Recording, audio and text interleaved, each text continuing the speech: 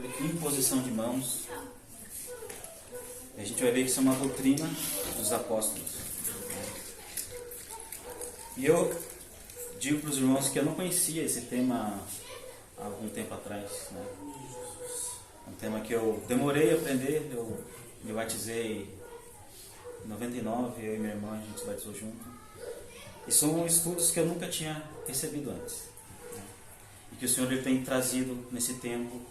É um tempo que a gente vê que é um tempo que o mal está avançando, é visível, né, as obras do mal. E também o Senhor está avançando no seu reino também, né, no contraponto. E o Senhor tem revelado essa palavra, que a gente vai ver que os apóstolos chamavam isso de leite, né, um assunto que é chamado leite ainda. Eu quero começar a ler um texto aqui com os irmãos, que está lá no livro de Hebreus, capítulo 5. E ali no capítulo 5, eu vou dar um resumo para os irmãos. Ali o escritor de Hebreus ele está falando sobre Melquisedeque, sobre Cristo, sobre uma troca de sacerdócio. E no livro de Hebreus inteiro ele está falando sobre essa troca de sacerdócio, né? Hebreus 5. Hebreus 5. Ali o livro de Hebreus inteiro você vai ver que ele está falando de sacerdócio, está fazendo a troca de um antigo sacerdócio e agora um sacerdócio segundo a ordem de Melquisedeque. No qual o escritor de Hebreus ele está dizendo que muito se tem a dizer, mas porque ainda o povo naquele tempo estava precisando de leite, ele tinha que voltar aos fundamentos das doutrinas de Cristo. E a gente vai ler então o texto que está ali, já com essa introdução para a gente já pegar um pouco do contexto. A partir do verso 11 até o verso 14 diz assim: a esse respeito temos muitas coisas a dizer e difíceis de explicar. O que esse tema é difícil de dizer? Sobre Melquisedeque, sobre essa troca de aliança, né, sobre o sacerdócio de Melquisedeque. Porquanto vós tendes tornado tardios em ouvir. Porquanto vós tendes tornado tardios em ouvir.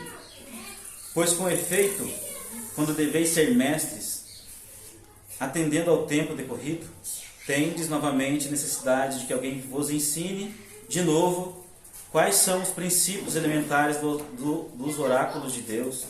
Assim vos tornastes como necessitados de leite e não de alimento sólido.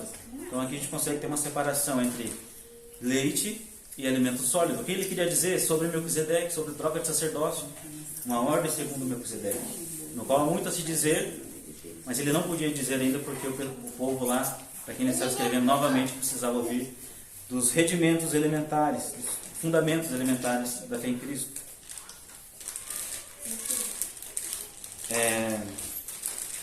Continuando, assim vos tornastes como necessidade de leite, não de alimento sólido, né? O alimento sólido é a ordem de Melquisedeque, ele queria dizer.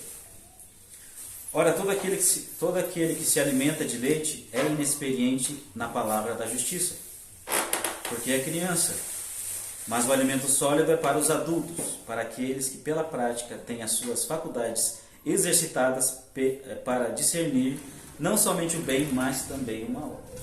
Então, pelo povo de Deus não conseguir discernir, né, esse alimento sólido que o escritor de Deus queria dizer, então o povo novamente estava precisando de leite. E quais são esse leite? Ali no capítulo 6, a gente tem a continuação, a partir do verso 1 e 2. Aí ele diz assim: por isso deixamos os rudimentos da doutrina de Cristo, prossigamos até a perfeição, não lançando de novo o fundamento do arrependimento de obras mortas. Então aqui a gente tem uma primeira doutrina de Cristo, que é o fundamento do arrependimento de obras mortas. O que são isso? Arrependimento de obras mortas é aquela vida que a gente vivia antes de conhecer a Cristo, né? Então a gente vivia em pecado, vivia em delito, vivia afastado de Deus. E através do arrependimento a gente consegue receber o perdão de pecados, né? A gente crê no Filho de Deus e a gente se arrepende dos nossos erros. Então é uma doutrina inicial. Isso aqui é leite. Aí ele diz assim, da fé em Deus. A fé em Deus também é uma doutrina, né? Então a gente sabe que a fé em Deus não é somente crer, mas também é praticar, né? A gente vai ver que Tiago ele diz que a fé sem obras ela é morta, né? Então a gente nós temos fé, mas também precisamos ter obras, porque essas obras evidenciam a nossa fé. Nós não somos salvos pelas obras, mas as obras ela evidencia a nossa fé. Aí continuando. E da doutrina dos batismos. Então, a gente tem uma nova doutrina aí, um novo alicerce desse embasamento, dessa fé dos apóstolos, que é a doutrina do batismo. Então a gente vê a doutrina do batismo das águas, do batismo no Espírito, tem batismo de fogo. Então a gente vê que existe, é um só batismo, mas tem várias etapas desse batismo. O batismo nas águas, o batismo no Espírito, o batismo no fogo. E de imposição de mãos. Uma outra doutrina, imposição de mãos. Os irmãos já ouviram falar desse ensinamento sobre imposição de mãos? A gente vê que isso aqui é leite. Isso aqui é fundamental para a Igreja de Cristo, ela saber sobre imposição de mãos. Como Deus age através da imposição de mãos. Aí continuando ali. E da ressurreição dos mortos. Então, existe uma doutrina da ressurreição dos mortos. Que é a nossa esperança, é Cristo. Ele sendo uma semente de trigo, João, se não me engano, João 12. Ele é uma semente de trigo que foi plantada. E se uma semente ela não morre, ela não produz fruto. Né? Mas ele morrendo produz muito fruto. Então, através da morte de Cristo, ele ressuscitou. Né? Foi plantada a semente e ele ressuscitou em outro corpo, né? Nosso corpo glorificado. E assim como ele ressuscitou da morte, ele promete aos que creem nele também essa ressurreição de morte. Né? Então, é essa doutrina que é a ressurreição dos mortos. Então, é uma base da fé do cristão, é a ressurreição. É saber que Cristo, ele voltará para... Primeiro ele vai... esqueci a ordem, não sei se ele vai... primeiro ressuscitar os mortos, depois transformar os vivos. Né? E do juízo eterno. Então, a gente vê que esses fundamentos aqui, juízo eterno é o julgamento que vai existir. Né? Então, tudo isso aqui faz base dos princípios elementares que o escritor de Hebreus está dizendo ali, e que pelo povo pelo tempo que eles já estavam com eles já deviam ser mestres. E não precisavam estar lançando novamente esses fundamentos. Né? E nós vamos abordar um desses temas hoje, que é sobre imposição de mãos. Esse é o nosso tema de hoje. A gente vê que tem o fundamento de arrependimentos, a fé em Deus, doutrina de batismos, ressurreição dos mortos e de juízo eterno. Então são todos bases elementares da fé em Cristo. Né? E nós vamos abordar hoje que é essa imposição de mãos.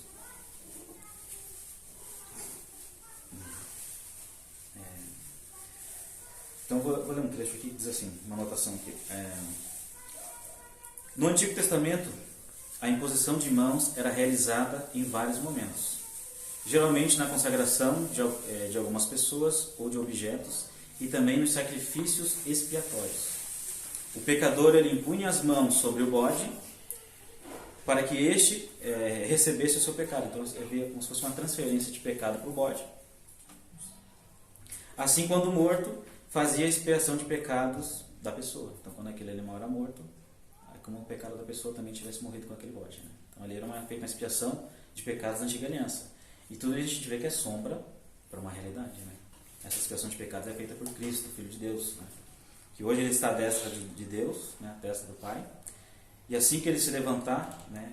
Salmos diz, né? 60 à minha direita até que eu ponha os inimigos por debaixo dos seus pés. Então, 60 e espera. Até que eu coloque seus inimigos debaixo dos seus pés. Né? E quando o Senhor se levantar e vir, aí ele vem trazer expiação para a sua igreja. Primeiro ressuscitar os mortos. E aqueles que estiverem vivos ser transformados. E ir ao encontro do Senhor nos ares. Então ali a gente vê o cumprimento dessa expiação em Cristo. Né? A gente vê lá na antiga aliança os animais que eles sacrificavam o cordeiro, né? Simbolizando o que Cristo faria. Né? O cordeiro de Deus. Que lá em João, né, diz que eis o cordeiro de Deus que tira o pecado do mundo, já associando aquele cordeiro da antiga aliança com o cordeiro de Deus. Sombra e realidade. E a gente vai ler o texto aqui que está... Tem um pouquinho d'água, né? Não vou botar seca. Segundo Crônicas, posso ler? Segunda Crônicas, isso, pode ler. Então trouxeram os bodes para sacrifício pelo pecado, perante o rei e a congregação. Eles impuseram as mãos. E os sacerdotes os mataram e com o seu sangue fizeram expiação do pecado sobre o altar, para reconciliar a todo Israel. Porque o rei tinha ordenado que se fizesse aquele holocausto e sacrifício pelo pecado por todo Israel. Então aqui a gente vê essa imposição de mãos que foi lido ali, né? Eles trouxeram os bodes para sacrifício pelo pecado perante o rei e a congregação, e eles impuseram as mãos. Então eles estavam transferindo aqueles pecados para aquele animal, e aquele animal sendo morto, então aqueles pecados também iam junto com o animal, né? A gente vê um outro exemplo de imposição de mãos, está lá em em Êxodo 17, de 10 a 11. Diz assim: fez Josué como Moisés lhe dissera, e pelejou contra Amelaque. Moisés, porém, Arão subiram no cimo do outeiro. Quando Moisés levantou a mão, Israel prevalecia. Quando, porém, ele baixava a mão, prevalecia Amaleque. Então ali eles estavam numa guerra, no contexto eles estavam numa guerra. Enquanto Moisés ficava com as mãos erguidas, não sei se vocês lembram dessa passagem? Enquanto Moisés erguia a mão, o povo prevalecia, mostrando que existia um poder nas mãos de Moisés. E quando ele se cansava, o povo prevalecia, até que foram lá e seguraram, né? Foi e tem o outro lá que ajudava a Moisés. Daí ele ajudava ele a se manter a mão, para eles prevalecer na guerra, né? Era um. O outro eu esqueci o nome. Eu também não recebi essa palavra. Aí você vê que... Era Arão, deixa eu ver aqui mais um episódio. Era Arão e Ur, né? Arão e Ur subiram ao cimo do monte. Quando Moisés levantava as mãos, Israel prevalecia. Quando, porém, abaixava a mão, o povo adversário vencia, né? Eles ajudavam ali. Então a gente viu que existe ali uma força nas mãos. Deus está mostrando que existe uma força, porque só o fato de Moisés erguer as mãos, né? O povo prevalecia, e se ele recuasse, o povo perdia. Então aqui a gente vê um exemplo do poder que é nas mãos, né? Ali em Êxodo 9:33, alguém quer ler? Saiu, pois, Moisés da presença de Faraó e da cidade e estendeu as mãos ao Senhor. Cessaram os trovões e a chuva de pedras, e não caiu mais chuva sobre a terra. Então a gente vê que através de Moisés estendendo as suas mãos, então cessou os trovões e a chuva de pedras, né? Porque ele ergueu as mãos. Novamente o mesmo exemplo de erguer as mãos e de demonstração de poder através das mãos, né? O outro texto aqui está em Gênesis 48, verso 14, diz assim: mas Israel, aqui no contexto, Israel é Jacó, né, que mudou de nome para Israel, e ele vai abençoar os filhos de José. Aí ele diz assim: mas Israel estendeu a mão direita e pôs sobre a cabeça de Efraim, que era o mais novo, e a sua mão esquerda sobre a cabeça de Manassés, cruzando assim as mãos, não obstante ser Manassés o primogênito. Então a gente vê aqui que ele pôs a mão direita sobre a cabeça do mais novo. E quem recebe essa mão direita sobre a cabeça é o que tem a bênção de primogenitura. Então a gente vê que existe uma bênção sobre a mão direita, né? E a mão esquerda foi sobre a cabeça de Manassés, que era o mais velho. E a gente vê que no contexto ali tem uma revelação de tudo isso que a gente pode trazer uma outra vez aqui, que revela que essa bênção que Israel está dando ali para Efraim, ele está dizendo assim: se multiplique em multidão de peixes no meio da terra.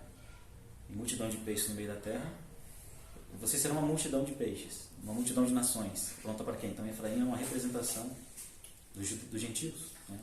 E que Jesus, ele foi lá e chamou Pedro, os dois irmãos lá, e falou: vinde após mim e eu vos tornarei pescadores de homens. Então, associando peixes a homens, e lá traz essa bênção de multiplicação de peixes no meio da terra. Então nós somos esses peixes que serão pescados, que estão sendo pescados através dessa palavra, né? Através da palavra de Deus nós somos pescados. Então nós somos esses peixes que fomos pescados.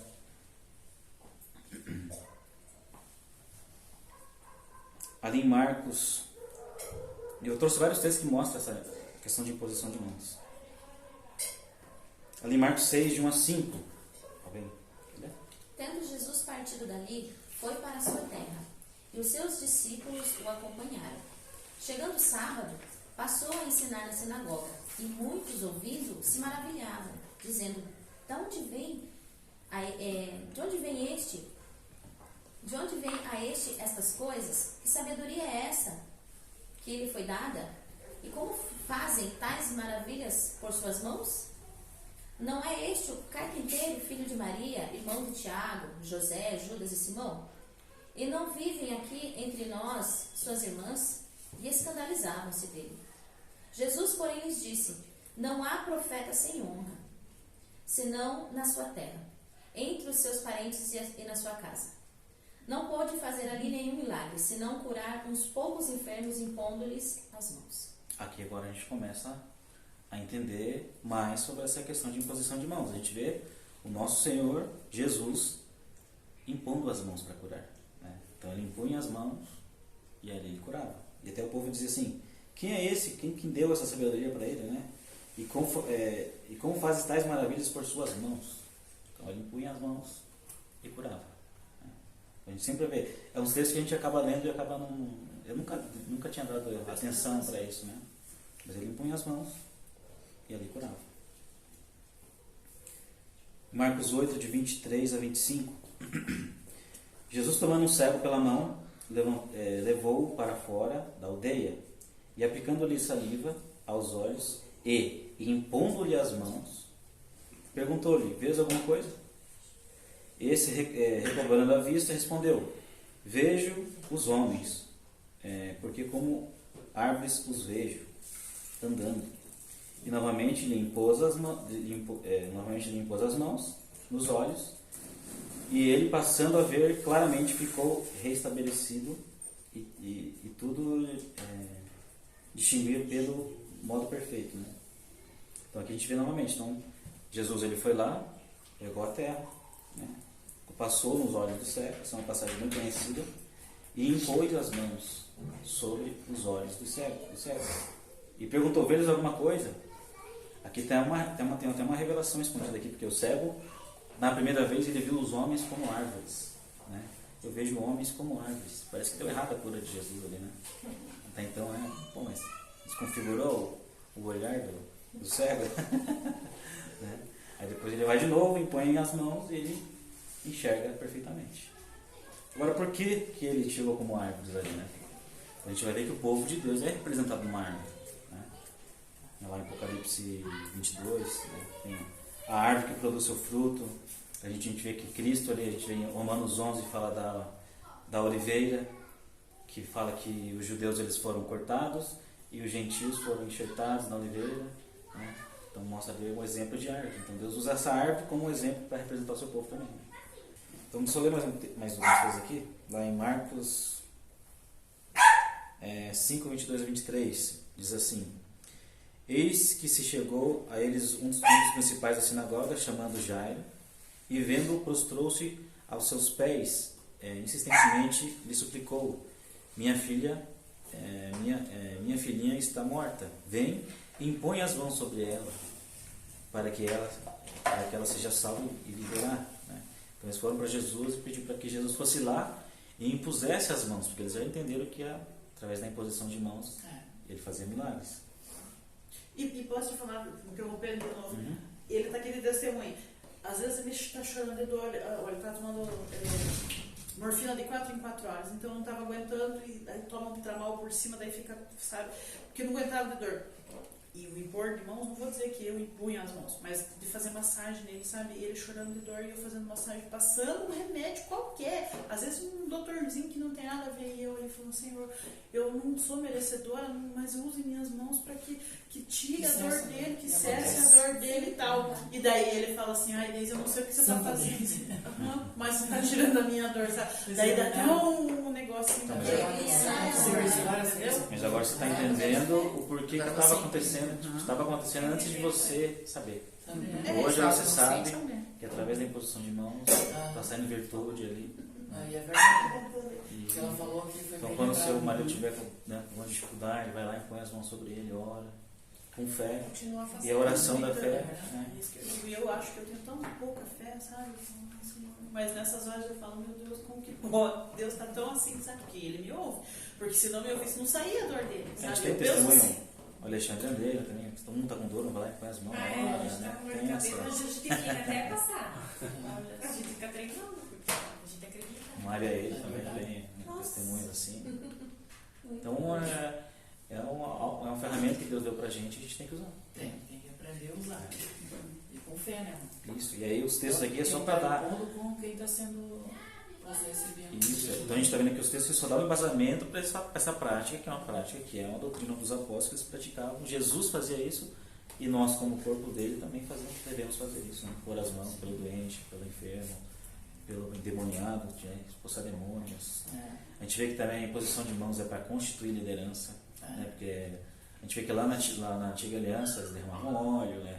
Também impunham as mãos. E você vê que os apóstolos, para levantar a liderança, eles impunham as mãos e abençoavam e constituíam um diácono, um presbítero. Então, se constitui liderança também com imposição de mãos, uma autoridade que você está passando para a pessoa para ela exercer o chamado diante dos cristãos. Né? Eu te ler Lucas 13, de 11 a 13.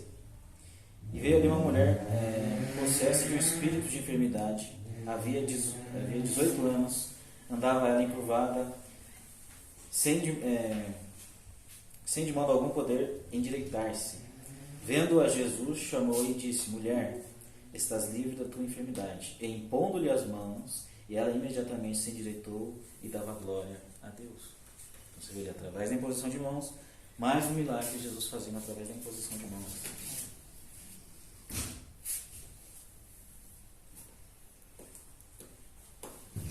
Ali em Hebreus 7, de 6 a 7, diz assim: mas aquele dia cujo genealogia não é contada entre eles, tomou o dízimo de Abraão e abençoou e tinha o que tinha as promessas.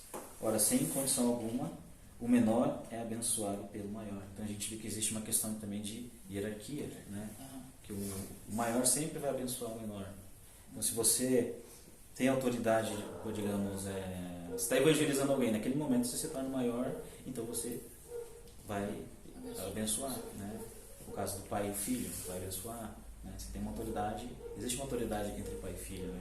E assim na igreja também, tem os presbíteros, tem os diáconos, tem uma liderança, tem os apóstolos, que eles traziam pessoas para os apóstolos, então você vê que existia essa questão de hierarquia entre eles, né? Eles impusiam as mãos, levantavam diáconos, levantavam outros presbíteros, né? Então o maior, aqui no caso aqui, um exemplo aqui que aconteceu aqui, Abraão, ele deu o dízimo para Melquisedeque, né? Que ali é uma figura, na verdade foi Cristo que apareceu ali não em forma humana, né? Cristo apareceu para ele, né? Porque ele não tem início de dias nem fim de dias, é alguém eterno, né?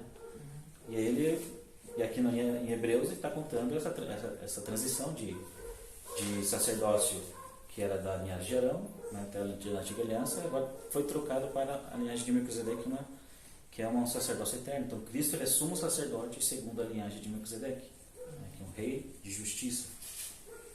Ali em Mateus 10, 24, o discípulo não está acima do seu mestre, nem o servo acima do seu senhor. Então, quando existe a questão do discipulado, Jesus diz: e de fazer discípulos. Então, quando você está discipulando, você acaba numa hierarquia de abençoar quem está sendo dirigido, né? Conduzido, sendo discipulado. Deixa eu adiantar um pouquinho mais aqui.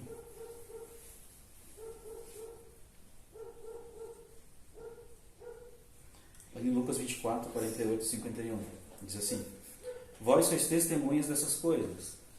Eis que veio sobre vós a promessa do meu Pai. Permanecei, pois, na cidade, até que do alto sejais revestidos de poder. E então os elevou para Betânia, e erguendo as mãos, os abençoou. Então Jesus ali, ele está subindo aos céus, ele diz essas palavras, né? Então, erguendo as mãos, os abençoou. Aconteceu que enquanto o abençoava, ia se retirando deles, sendo levado para os céus. Então Jesus está subindo e dizendo para os seus discípulos: fique aqui, até que do alto vocês sejam revestidos de poder. E Jesus ficou aqui 40 dias. Então, dali 10 dias, houve derramamento de Espírito entre os dois, que é o dia de Pentecostes, né? Então, ao cumprir-se o dia de Pentecostes, estavam todos reunidos, eram 120 numa casa, e o Espírito pousou sobre eles. Então, agora eles foram revestidos de poder.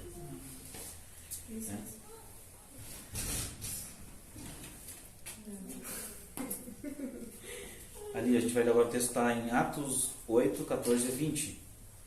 E ouvindo os apóstolos que estavam em Jerusalém, que Samaria recebera a palavra de Deus, enviaram-lhe Pedro e João, os quais, descendo lá, oraram para que recebessem o Espírito Santo. Porquanto não haviam ainda descido sobre eles ainda descido sobre nenhum deles, mas somente havia sido batizados em nome de Jesus, do Senhor Jesus. Então impuseram-lhe as mãos e recebiam estes o Espírito Santo. Você vê que o batismo do Espírito Santo também é através de imposição de mãos, né? A gente vê, para você poder transferir um dom, alguma coisa, você precisa ter, né? Eu fui batizado no Espírito Santo E aí? por imposição de mãos. Exatamente. Então seria uma doutrina e na prática, né? Através da imposição de mãos, a gente vai ver que Timóteo, Amém. ele recebeu o Espírito Santo através da imposição de Amém. mãos. Pode falar. Não, recebeu dons, né? Dons Deixa eu dar mais adiante que o texto. Desliga aí a luz. Foi através da imposição de mãos. Então, através da imposição de mãos, existe esse compartilhamento de dom. Não existe. Desliga aí, por favor. Continuando o texto. Vendo, porém, Simão, que pelo fato de impor as mãos, pelo fato de impor os apóstolos as mãos, eram concedidos o Espírito Santo, ofereceu-lhes dinheiro, propondo: concedei também a mim este poder, para que aquele que sobre eu impuser as mãos receba o Espírito Santo. Pedro, porém, lhe respondeu: o teu dinheiro seja para contigo para a perdição, pois julgastes adquirir por meio dele o dom de Deus. Então é um dom que não se pode comprar. É um dom que Deus ele vai conceder para a sua igreja para um propósito, né? Existem 9 dons e a gente tem que buscar por esses dons para que o corpo... Não adianta a gente receber um dom para a gente guardar para a gente mesmo, né? Eu tenho um dom de cura, mas não oro por ninguém. Então é um dom inútil. Eu tenho um dom... Então, o dom tem que ter utilidade. Então Deus ele vai distribuir esses dons entre o povo para uma utilidade no corpo, né? Atos 9, 11 a 12. Então o Senhor lhes ordenou: desponte e vai à rua chamada direita, e na casa de Judas procura por Paulo, apelidado de Tarso, pois ele está orando e viu entra um homem chamado Ananias, impondo-lhe as mãos para que recebesse a visão. Paulo, ele estava sem vista, aí foi dito para ele, para Ananias: vai lá e ore para ele para que ele recupere a vista. Então ele impõe-lhe as mãos, Paulo recuperou a vista.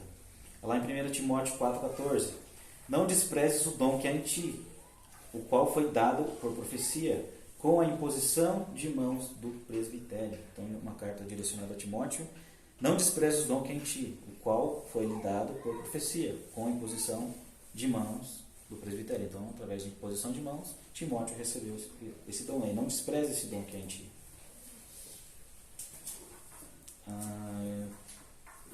Atos 19, 2 a 6, diz assim: disse-lhes: recebestes vós o Espírito Santo quando crestes? E lhes disseram-lhe: nós nem ainda ouvimos que haja Espírito Santo. Perguntou-lhes então: em que sois batizados? Eles disseram: no batismo de João. Mas Paulo disse: certamente João batizou com um batismo de arrependimento, dizendo ao povo que cresce no que após ele havia de vir, isto é, em Jesus Cristo. E os que ouviram foram batizados em nome de Jesus. E impondo-lhe as mãos, então impôs-lhes Paulo as mãos, veio sobre eles o Espírito Santo, e falaram em línguas e profetizaram. Então aqui a gente vê 2 dons, que esse aqui eram os discípulos de João, né? Ele encontrou os discípulos de João e perguntou para eles: vocês receberam o Espírito Santo quando creram? Né? E eles disseram assim: a gente nem ouviu que tem Espírito, né? Aí Paulo explicou, e impondo-lhe as mãos, falaram em línguas, é um dom de línguas, e profetizavam, outro dom de profecia. Então eles profetizavam. Então Paulo transferiu ali os dons através do Espírito para eles, né? Eles foram batizados com o Espírito. Tem o dom de língua, o dom de interpretação de língua, né? São 9 dons, né? Da fé, Variação de língua, dom de cura, milagres da maravilha, dom de cura, o dom da fé, discernimento do Espírito, e são ferramentas que o Senhor ele dá para nós, para a gente dom da sabedoria, utilizar. Né? São vários são dons vários. importantes. Tremendo. E é uma ferramenta que a gente tem que buscar. Né? Por exemplo, assim, hoje os valores estão invertidos. Né? Por exemplo, a gente olha para a pessoa, nossa, que carrão que aquela pessoa tem. Né? sendo que o que devia ser visto, nossa, aquela pessoa tem um dom tal, né? Tipo Tem a assim, imagem do Espírito Santo. isso que devia ser algo pra gente se comparar e falar, nossa, eu quero buscar isso também, né? Eu quero ter aquele brilho que o irmão tem. Não em coisas materiais, mas em dons, coisas espirituais, né? Verdade. Aí continuando ali, Timóteo 2, 1 Timóteo 2, verso 8. Quero, pois, que homens orem em todo lugar, levantando as mãos santas, sem ira e sem contenda. Então, a orientação é que quero homens orando em todo lugar, levantando mãos santas, sem ira e sem contenda. Né? A gente vê que essas questões aqui de ira e contenda são frutos da carne, coisa que não é para estar no povo de Deus. Os frutos do Espírito são outros, né? É a mansidão, bondade, benignidade, amor, né? Então é isso que tem que estar no meio e levantando as mãos com esse tipo de obras. São obras, na verdade, né? São obras E tem os dons espirituais e o fruto do Espírito, né? Verdade, são os dons e os frutos espirituais e o fruto do Espírito. Isso, paciência, benignidade, bondade. A circulação. Olha, outro texto aqui em Salmos 41, verso 2. Suba a minha oração perante a tua face como incenso, e as minhas mãos levantadas sejam como sacrifícios da tarde. A gente vê mãos levantadas, a oração como sacrifícios. Suba a minha oração perante a tua face como incenso. Oração como incenso. Você vê que há uma conversão aqui de oração e incenso? Da onde surgiu esse incenso? A gente vê que o incenso era queimado às tardes e manhãs lá no tabernáculo da antiga aliança. Você viu? Aquele lá era um sacrifício que os sacerdotes tinham que fazer tardes e manhãs. E aqui ele está convertendo o quê? Que as suas orações sejam como aquele incenso. Então agora, em vez de queimar incenso, agora você vai orar. Porque nós não somos sacerdotes. A Bíblia diz que nós somos reis e sacerdotes, né? Nós somos constituídos reis e sacerdotes. Então qual que é o ofício sacerdotal? Levantar as mãos e orar, queimar incenso. Né? Seja o sacrifício de tardes e manhãs, seja esse. Né? Com a conversão da sombra e a aplicação na realidade. Aí Tiago 4, verso 8. Chegai-vos a Deus e Ele chegará a vós. Limpai as mãos. Acho que é limpar as mãos. Né? Pecadores. E vós de duplo ânimo purificai os corações. Então, levantar as mãos com pureza, né? Com limpo. Né? Com os frutos do Espírito. Né? Com mansidão. Se a gente errou, a gente pede perdão, mas não fica com essa mancha, né? A gente orar com pureza. 1 Timóteo 5, 22 diz assim: a ninguém imponha as mãos precipitadamente. Ninguém imponha precipitadamente as mãos, nem participes do pecados alheios. Conservar-te a ti mesmo puro. O que quer dizer aqui nesse texto? A ninguém imponha precipitadamente as mãos. Então a gente vê que o impor as mãos também é para levantar lideranças. Imagine, você conhece a pessoa que ela não está 100% ali, ela está ainda com algumas práticas ainda que ela precisa mudar, e você vai lá, impõe as mãos dela e coloca ela como um dos principais na igreja. Né? Ou também a pessoa às vezes não está totalmente preparado, aí chega assim, tem uma pessoa ali que está com alguma coisa ali, um espírito ruim perto dela, ali rodeando ela, aí você vai e põe a mão sobre a cabeça, ali você está puxando para você a maldição que está nela. Você vai ser responsável por estar levantando aquela liderança ali que já está preparada para a boa obra, e você acaba manchando o corpo dessa forma. Né? Então a ninguém imponha precipitadamente as mãos, nem participes dos pecados alheios. Ó. Você vai acabar sendo participante desses pecados, mas impondo as mãos. Conservar-te a ti mesmo puro. Então é muito sério essa questão de impor as mãos de qualquer forma. Isso. E levantar a pessoa presbítera, a diácono. Né? Bom, esse é o estudo de hoje. Né? Trouxe bastante texto realmente para a gente ver que realmente é uma doutrina dos apóstolos, né? Que mostra em Hebreus 6, e que é algo que a gente tem que praticar e buscar Sempre. né? Dá com prioridade. Isso. Então, mas é isso.